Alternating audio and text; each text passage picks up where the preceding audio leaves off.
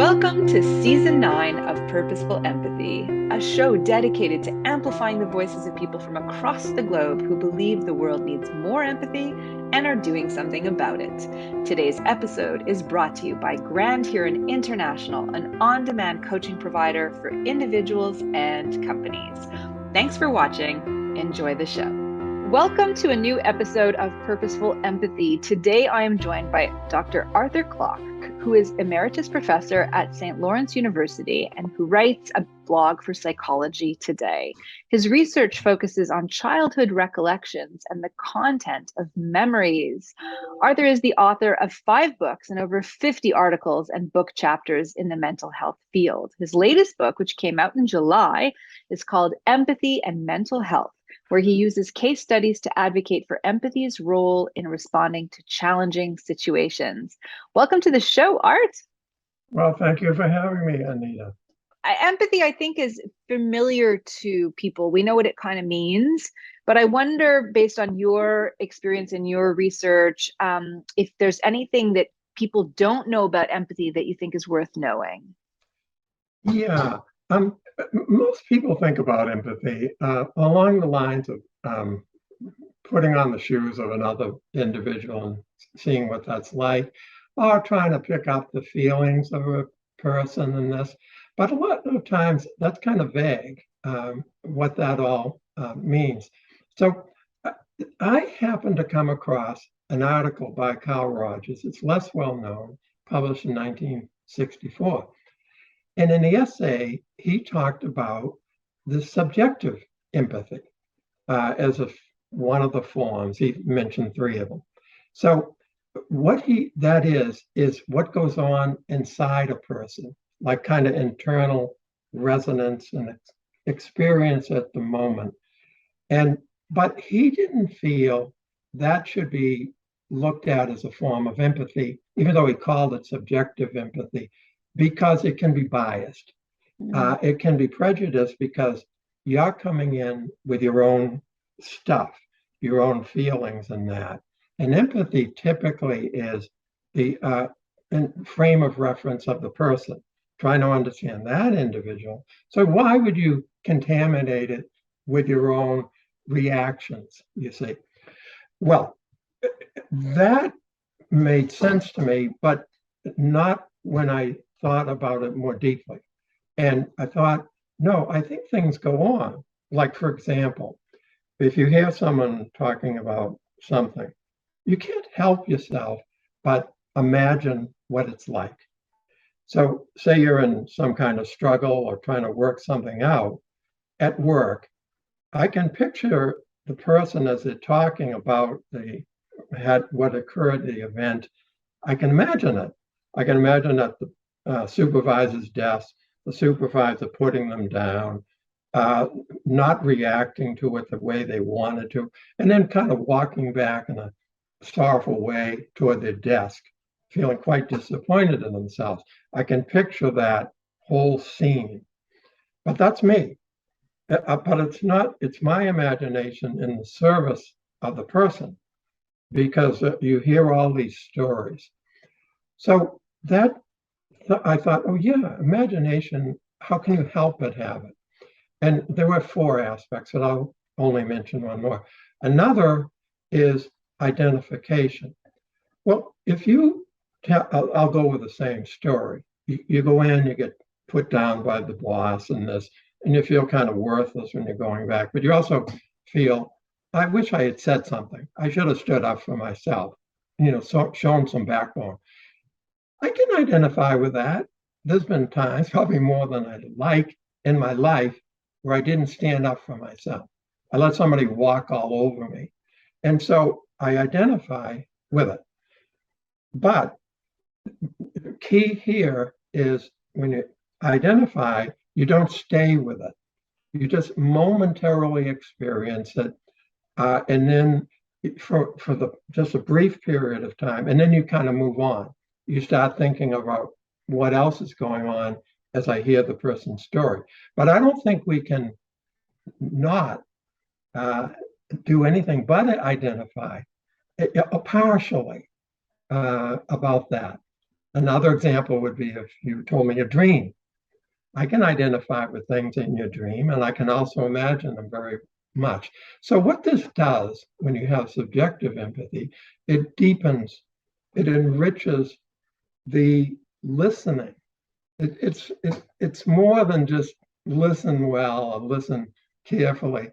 No, there's something that we have inside of us, capacities that if we tap into them and aware they're happening anyway, but I think we tend to ignore it, allow them to resonate within ourselves. And then when we hear the story of this person, it's enlivened, it's vital because we have experienced it along with the person.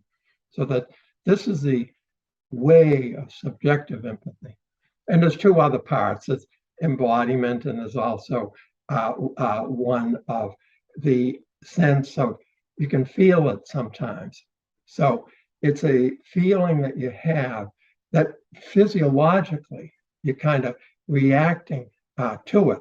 So I can, if you're telling me something that's quite upsetting or even scary, I can feel my stomach jumping, or I can feel my whole body sometimes tension, get tension in it in a way too. So it's these kind of qualities that occur.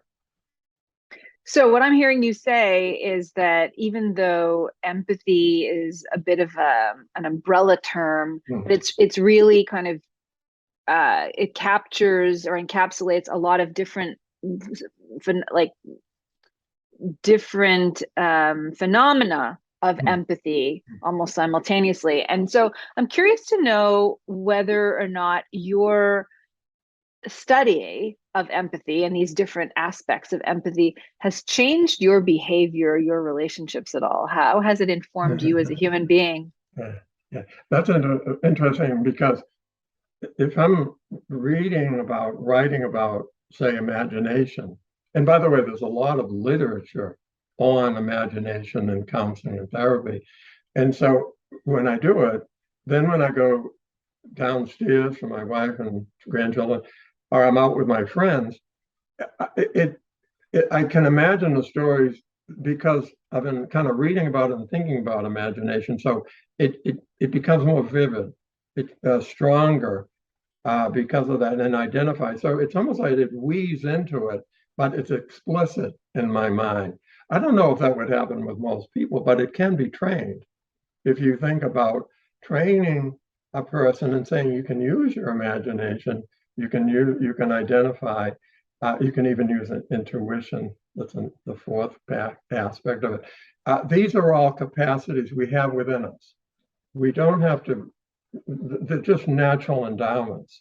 So if we activate them and take advantage of it rather than turn away, because empathy a lot of times says turn away from what's going on inside of you. In fact, Carl Rogers said that, although he did talk about using intuition in his life later in his work. But rather than turn away, embrace these capacities, these endowments, and all of them, the the engagement it becomes stronger because being a part of it. So it's a two-person reaction. It isn't just listening to a story. I'm experiencing it momentarily, but in a very enlivened way.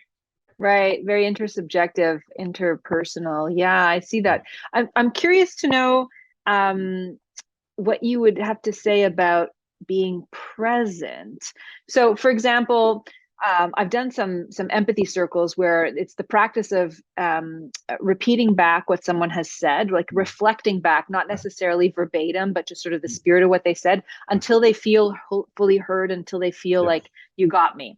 yes. And I've done this a few times. I've even trained to be a facilitator in empathy circles, and I've discovered that I'm a poor listener. And I think most of us think we're good listeners, but actually we're not because we're busy thinking about how we're going to respond, especially if we're triggered in any way. So I'm trying. I've talked to other guests about, how do you work through that? But I'm curious to know if you are not triggered emotionally, but you're there holding the space for someone to share something that is either wonderful or dreadful, Mm. how do you hold the space with the sense of listening without getting caught up in your own thoughts or getting, drifting away if they're not catching your attention, for example? Like, how do you hold space well? And sometimes that's difficult. If you've got a lot going on in your life that's compelling, really getting to you, almost have to address that somehow so it doesn't begin to intrude. But we all have things that are going on continually. So we can't allow that to say, I can't empathize. But if if you can take the subjective empathy, that part, and really try to hear the story through your imagination or identifying ways. By the way, it may seem kind of contrived at first, like with anything, but you practice when I'm trying to imagine your story, it's very hard for me to start thinking about, you know, my car needs a repair job or something like that. Or if I'm trying to use my intuition or wonder where she's going with all of this, then when I'm putting these in practice, engaging them, uh, and I'm resonating that, it sort of makes it difficult to bring in other stuff of my own at that moment. There is a time you need to shift out of that, but I think that is part of kind of what goes on. That's a lot different than just say, well, just try to listen carefully or listen as much as you can. That doesn't go anywhere. What does that do? How am I supposed to do that? But how you do it, at least this is the model that I'm suggesting, that you can do it through these endowments, these capacities. And then it doesn't take a long time before it becomes much more natural. I cannot listen to someone now without it kind of firing in my mind the picturing this person out in the street having an argument with an individual. It's vivid, uh, but that's a lot different than just hearing words of a person. Sometimes we take more of a mentalistic view, just trying to cognitively understand. No, there's a kind of a bodily aspect of it that we can bring in. So when we allow that and to occur, that then I think takes away from the sideshows that constantly go on in our own lives. Okay, last question about this kind of clinical setting where there's a therapist and a patient talking, right? Because I think that's sort of what we're talking about here. I'm curious to know if there are any tricks that could be applied elsewhere outside of the clinical setting to a conversation that needs to wrap up. So I'm imagining, there's an hour-long session that's been booked and somebody's telling a story. Maybe somebody's very emotionally charged, and the therapist recognizes that there's someone else waiting in the waiting room and there's another appointment. So what are ways of wrapping a conversation up in a way that also is generous to the person and empathic to their situation? And what that does, that shifts to the objective empathy, which Rogers also spoke of. So I've talked about subjective empathy, there's objective. And that is accumulated experience, knowledge, clinical knowledge, and it's kind of the way of understanding life. It's objective, but it's data driven. And so you can call on this as a resource. And what I'd call on here clinically would be boundaries. There are boundaries in terms of time that we can spend together. The hour must come to a close, almost all in cases. And so then I shift from my subjective to my objective. I'm hearing her, she's really kind of worked up here. I don't want to be harsh with this. It's all going on in my mind. It's cognitive, it's objective, but I want to say this in a way. So then, and I hope this follows properly, but you then shift to interpersonal and you say it. The interpersonal is the communication. That's what we're all familiar with empathy. So in this case, I would say you have so much to say. A lot of it feels unfinished to you. You get strong feelings. At the same time, you know we do have to stop. So I'm trying to find a place that you can hold on now, knowing it's not complete. But we will be meeting next week. We can start here or whatever really makes sense to you. So then I will say that in a sincere way, but also in a way that says it's time to wrap up. That's so interesting because even if we take this out of the clinical setting, let's say we're just talking about like a at work, right? There's a colleague that's talking Yeah, too long and you have a meeting to get to right. or a employee or whatever. So, okay, let me just reframe what I thought I heard.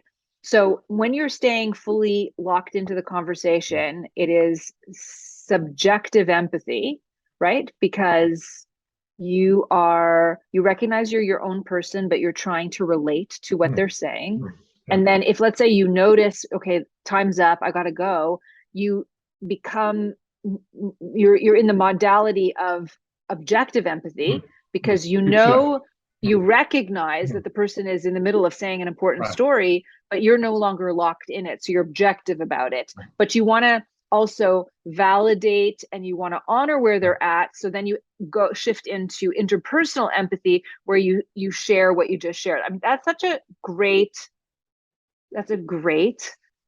three-step process. And I can see that being really, really useful to listeners and viewers. Well, you did very well. I mean, picking that up and because, but the part of this is, see, you never leave empathy.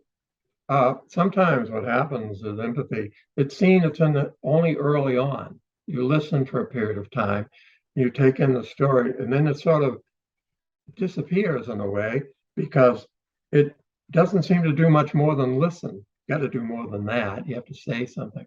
So it provides a framework for that.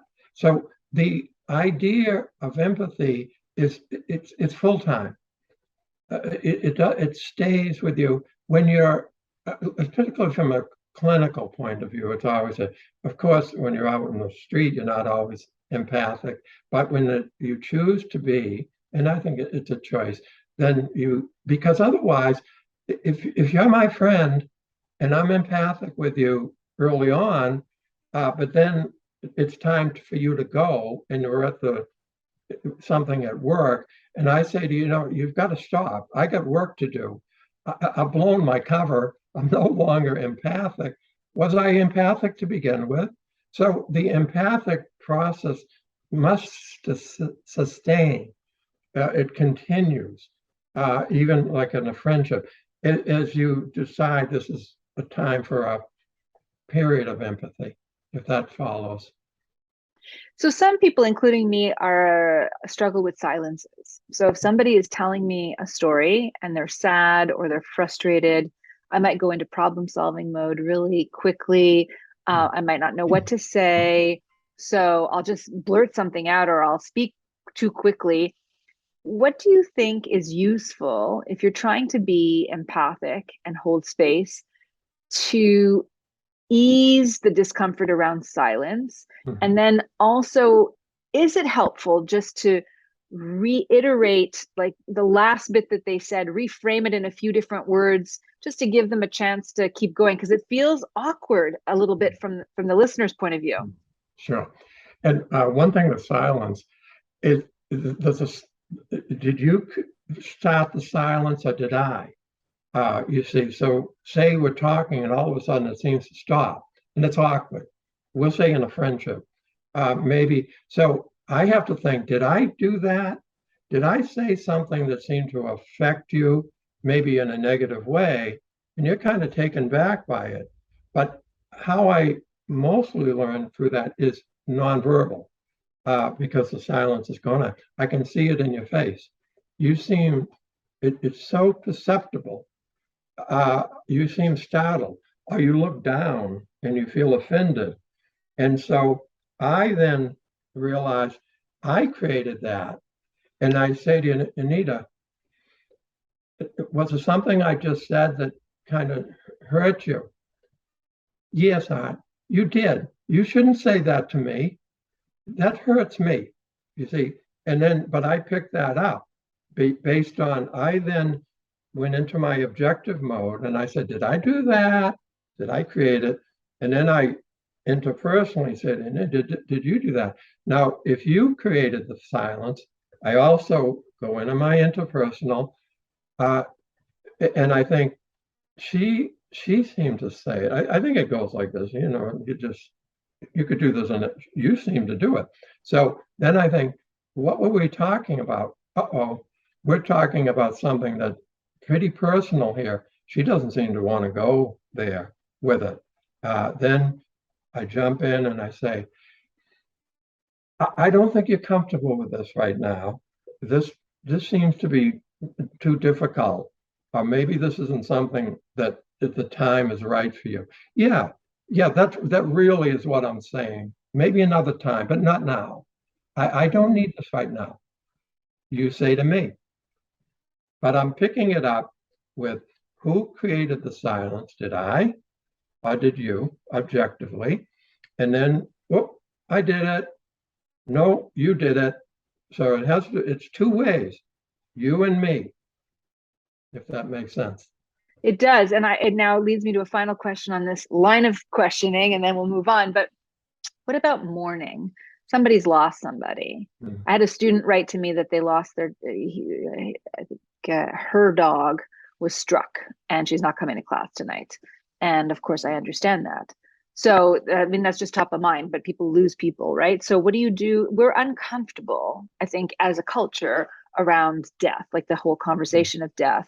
When somebody is mourning and sad and crying, there's also a tendency to sort of like fill in the silence with like just words. Right. What's useful there? Sure. Well, say on an everyday basis, and I'm not sure we'll get to this, but there's sympathy and there's empathy. Yeah, Okay. let's deconstruct that for a second. Yeah. Okay. So they're both important, and but they differ. So with sympathy is feeling for a person. Empathy is feeling with a person. Okay, but their aims are different. The empathy, so empathy is one of the aim is understanding. I'm trying to understand you. Whereas sympathy, it's one of I am trying to console you for your sorrow in this, and I want to share that. So they're different. The aim is different. But if I'm trying to understand you, I have to know you more. It isn't superficial. I have to listen to your story. I have to experience it in a way, and then I can empathize more deeply. And the more I get to know you, the better I am at empathizing with you. That's why when we know a person a long time, I really know them. It's so close, our communication, because it's deep. You empathize with it. Okay, so the aim is different. But with the sympathy, and we'll get back to the consoling example, but the difference too is one of agreement. The sympathy is one where you agree with a person. And the empathy is you're conveying understanding. You do not convey agreement. And you have to be careful with that. So sympathy, you agree, and there's like, for example, I'll use an example and get back to your example. So say that you say to me, I have had it at work. I'm going to go in and blast them and let them know and tell them all off. So from a sympathetic point of view, I say to you, you know what, Anita, you shouldn't be pushed around anymore. That makes sense to me. Let them have it. Yeah. Yep. And you say that to a friend. From empathy, instead you say, wow, you got a lot going on. So much is built in. This must be just too much for you all of a sudden right now. And then I invite you to talk more about this. Then the sympathy, there's three things. There's aim, agreement, and then there's one of array. Sympathy is fairly narrow. It has to do with consoling a person or feeling concern for them. So they're hurting with whatever's going on in their life. So I'm sorry. This is such a struggle for you. I want to let you know that I'm there with you. Okay, but with empathy, it's an array of feelings. It goes from very positive to very negative across the board: hurt, embarrassment, fright, uh, Shame. joyfulness, and such. I want to get back to your point. Okay, so a person say, do you want to say what their loss is? Is it a So let's say pet it's or it's let's say a parent. relationship? Let's say a What? parent. A Oh, parent. all right. You know, I would start with sympathy. Anita, I want to let you know that I'm really sorry. I'm sorry for this, for your loss. Okay, the sympathy. I'd say that, and I think that's appropriate. And see where they go with it. And most of the Mhm. time, they will say something. She was on the older side. We were expecting it. It hurts a lot. It's that. Then when I hear that, then she was older and it hurts a lot. But it's still, I'm getting picking up that you're missing her deeply. And it's Mm, only been a few days, so it's really strong.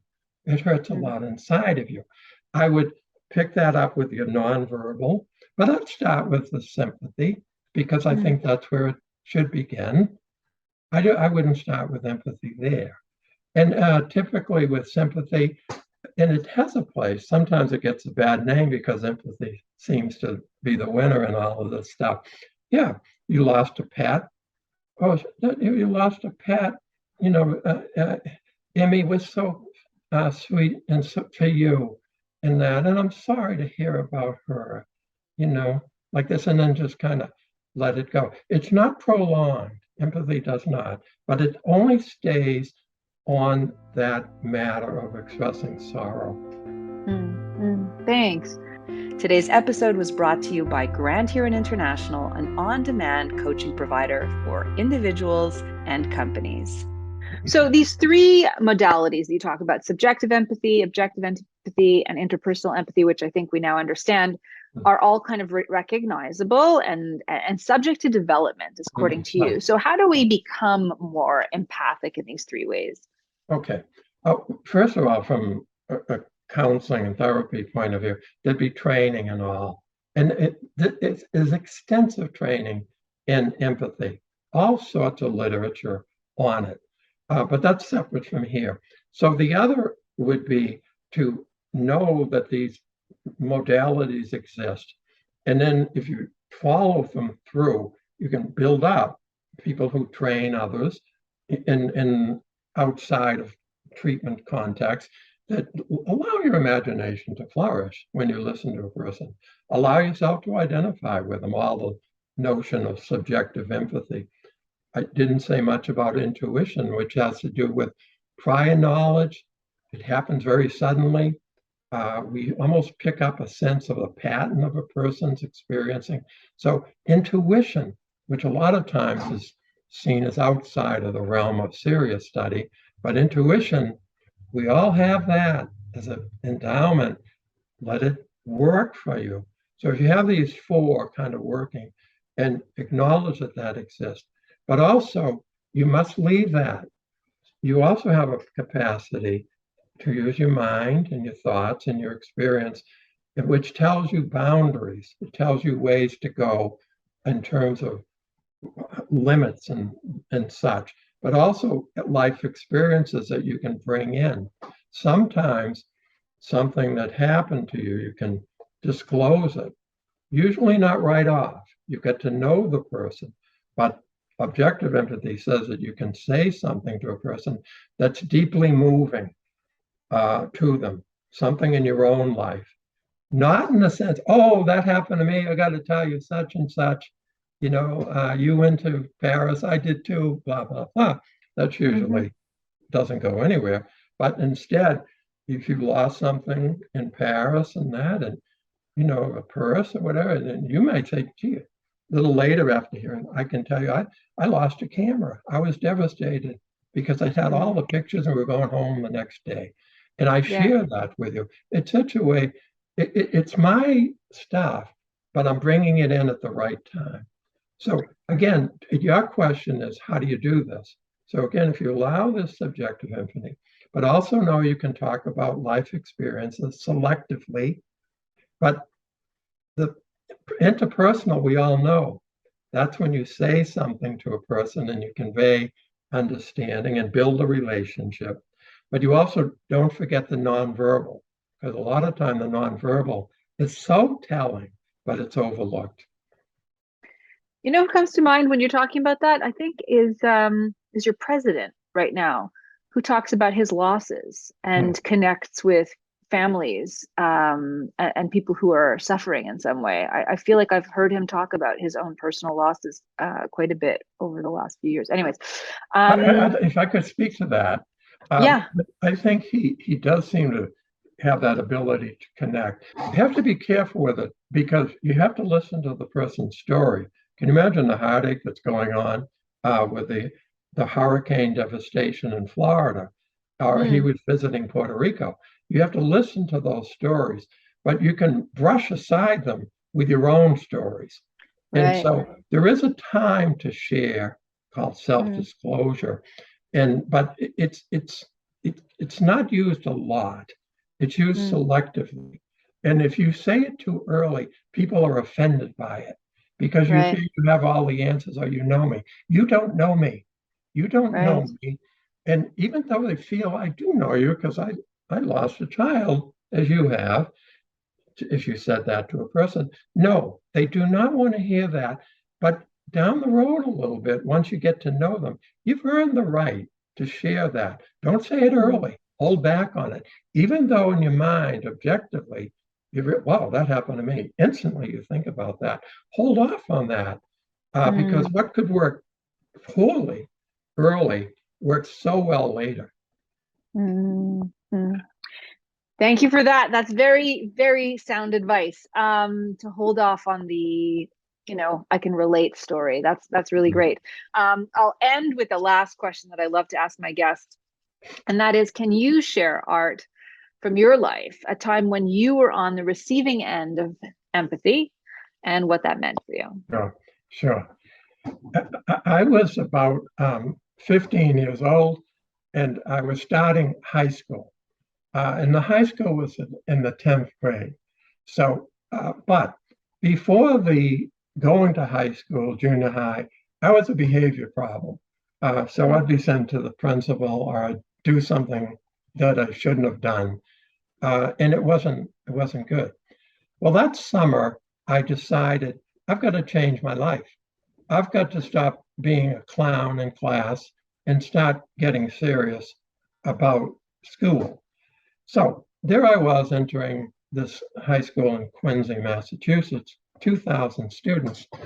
And after a couple of weeks, I'm in the art class. And we were doing some kind of water painting, coloring. So I was making a murky mess. And I then showed the other kids in the classes, and they were all laughing. Look at Artie's acting like a fool as he usually does. And the teacher said, get out, get down to the principal, go see the assistant principal, Mr. King. So I walked down the corridor, down the stairs to his office, and I knew that he was a strict disciplinarian. You didn't fool with this guy. But I wasn't formulating my usual kind of excuses, like, the teacher didn't explain it well, the other kids were misbehaving, all this stuff. Usually I have to tell the principal. So anyway, instead I was thinking, how stupid. I didn't even last a week, and here I am kicked out of class, you know. So I go into Mr. King's office, and rather than my usual, oh, I couldn't understand the assignment, kids were fooling around, this, I said, Mr. King, by the way, his desk was at the end of this large room, and I had to walk into a big desk. There he is sitting. He said to me, what's going on? Why are you here? And I said, well, I don't know. I was in the class and I wanted to change and I wanted to do better in school. I get in trouble, that. And I don't know why. All of a sudden I goofed up again. And he looks over at me And he says, Clark, I feel that you feel you let yourself down. Well, it was perfect. I did. I was stunned by that comment. Clark, you feel like you left yourself down. I can hear it and resonate in my mind decades later. And that then I started saying yes. And we talked about it. And I talked about how I wanted to change and I got in trouble over the summer and all of this stuff. And that was it. Then he sent me on my way. He didn't give me detention or worse as I usually got. And I dropped down his office 4 or 5 times that year and showed him my report card or if I got a good grade.